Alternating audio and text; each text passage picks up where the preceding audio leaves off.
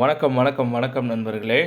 அதாவது செந்தில் பாலாஜி அவர்கள் சைதாப்பேட்டையில் உள்ள நீதிமன்றத்தில் ஆஜர். அந்த இடத்துல பார்த்திங்கன்னா ஒரு கூட்ட நெரிசல் ஏற்பட்டிருக்கு. அதை பற்றின ஒரு முழுமையான தகவல் தான் இந்த வீடியோவில் பார்க்க போகிறோம். சென்னை சைதாப்பேட்டை நீதிமன்றத்தில் ஆஜராக தமிழக பாஜக தலைவர் அண்ணாமலை வந்த காரணத்தால் கிண்டி சைதாப்பேட்டை சாலை பார்த்திங்கன்னா மொத்தமாகவே பார்த்திங்கன்னா ஸ்தம்பித்து போயிருக்கு.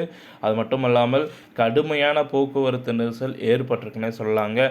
சைதாப்பேட்டை நீதிமன்றத்தில் ஆளுநர் மாளிகை அருகே பார்த்திங்கன்னா வேளச்சேரி, கிண்டி, அடையார் ஆகிய முக்கிய பகுதியாக இணைக்கும் இடத்துல அமைந்துள்ளது. இந்த சாலை ஒரு வழிப்பாதையாகும். இந்த சாலையில் வாகன போக்குவரத்து நெரிசல் ஏற்பட்டால் சென்னையின் பல்வேறு பகுதிகளில் ஸ்தம்பித்து போய்விடும்.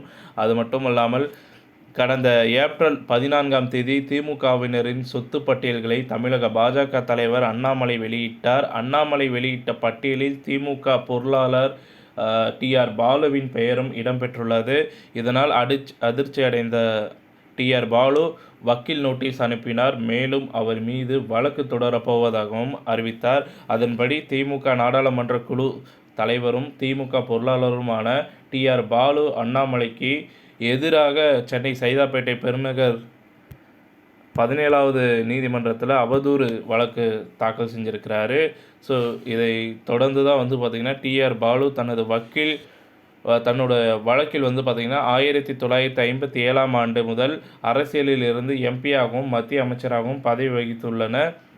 ஸோ தனக்கு பொதுமக்கள் மத்தியில் நல்ல பெயர் மரியாதையும் உள்ளது. அதை களங்கப்படுத்தும் விதமாக அண்ணாமலை அவதூறான ஆதாரமற்ற குற்றச்சாட்டுகளை சுமத்தியுள்ளார் என குற்றம் சாட்டியிருந்தார் டிஆர் பாலு அவர்கள். இந்த மனு மாஜிஸ்ட்ரேட் அனிதா ஆனந்த் முன் கடந்த மாதம் விசாரணைக்கு வந்தபோது திமுக பொருளாளர் டிஆர் பாலு ஆஜராகி பிரமாண வாக்குமூலம் அளித்தார். இந்த நிலையில் வழக்கு பார்த்திங்கன்னா கடந்த ஜூன் 15ஆம் தேதி மீண்டும் விசாரணைக்கு வந்தது. அதற்கு அடுத்தபடியாக தான் டிஆர் பாலு தரப்பில் ஆஜரான வழக்கறிஞர், எங்கள் குடும்பத்தினர் 21 நிறுவனங்களில் பல கோடி ரூபாய் முதலீடு செய்துள்ளதாக குற்றம் சாட்டியுள்ளார். பொய்யான குற்றச்சாட்டை கூறி நற்பெயருக்கு களங்கம் ஏற்படுத்தியதற்காக அண்ணாமலை எனக்கு நஷ்டஈடு வழங்க வேண்டும். இது தவிர அவர் மீது கிரிமினல் அவதூறு சட்டத்தில் நடவடிக்கை எடுக்க வேண்டும் என கோரியிருந்தார். இதையடுத்து இவ்வழக்கில் விசாரணைக்கு ஜூலை 14ஆம் தேதி நேரில் ஆஜராகும்படி தமிழக பாஜக தலைவர் அண்ணாமலைக்கு சைதாப்பேட்டை நீதிமன்றம் சம்மன் அனுப்பியிருந்தது. இதைத் தொடர்ந்து நீதிமன்ற ஆணைக்கிணங்க சைதாப்பேட்டை நீதிமன்றத்தில் இன்று அண்ணாமலை ஆஜரானார். அப்போது அவருக்கு வழக்கின் நகல் வழங்கப்பட்டது. இதையடுத்து வழக்கின் அடுத்த விசாரணையான ஆகஸ்ட் 24ஆம் தேதி மீண்டும் ஆஜராகுமாறு அண்ணாமலைக்கு சைதாப்பேட்டை நீதிமன்றம் உத்தரவிட்டது. அப்போது செய்தியாளர்களிடம் பேசிய அண்ணாமலை, டிஆர் பாலு மீது நாங்கள் முன்வைத்த அனைத்து குற்றச்சாட்டுகளையும் 2014ஆம் ஆண்டு மு.க. அழகிரி மதுரையில் தெரிவித்திருக்கிறார். டிஆர் பாலு எவ்வாறு ஊழல் செய்தார், எத்தனை கப்பல் வைத்துள்ளார், அதன் மூலம் எவ்வளவு சம்பாதித்துள்ளார் எல்லாம் தெரியும் என்று அழகிரி கூறினார். அவர் மீது டிஆர் பாலு எந்த வழக்கும் தொடரவில்லை. டிஆர் பாலு மட்டுமல்ல, அவரது குடும்ப உறுப்பினர்களும் சொத்து குவித்துள்ளார்கள்.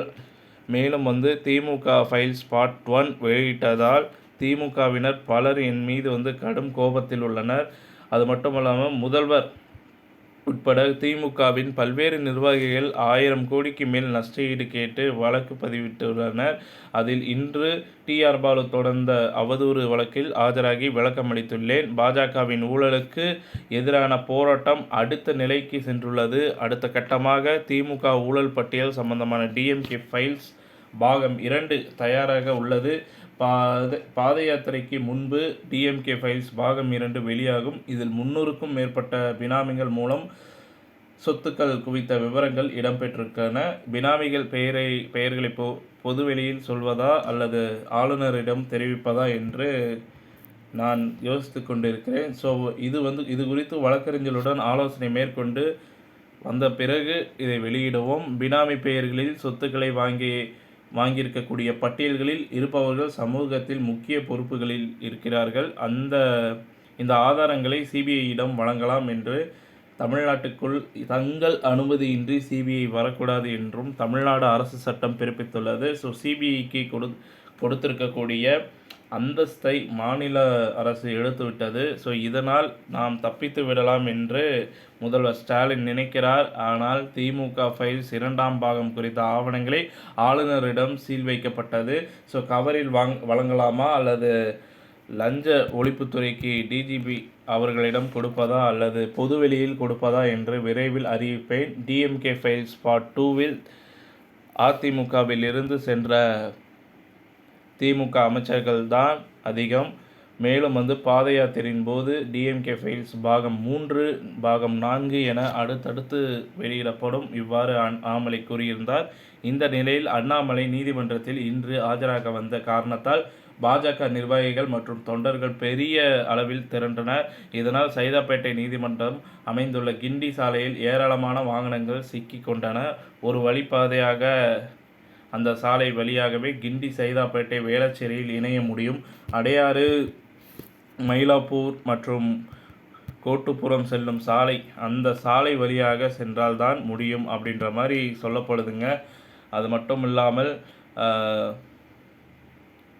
இந்த நிலையில் அண்ணாமலை நீதிமன்றத்தில் ஆஜராக வந்த காரணத்தால் பாஜக நிர்வாகிகள் மற்றும் தொண்டர்கள் பெரிய அளவில் திரண்டனர். இதனால் சைதாப்பேட்டை நீதிமன்றத்தில் அமைந்துள்ள கிண்டி சாலையில் ஏராளமான வாகனங்கள் சிக்கிக்கொண்டன.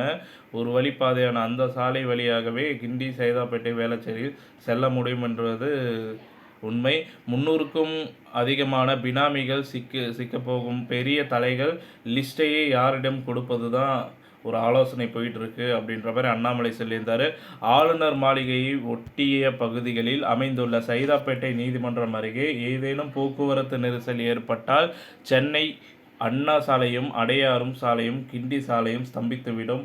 இந்த சாலைகளில் ஸ்தம்பித்துவிட்டால் கிட்டத்தட்ட மொத்த சென்னையும் நிஜமாக ஸ்தம்பித்துவிடும். மிகவும் முக்கியமான இடமாகும்.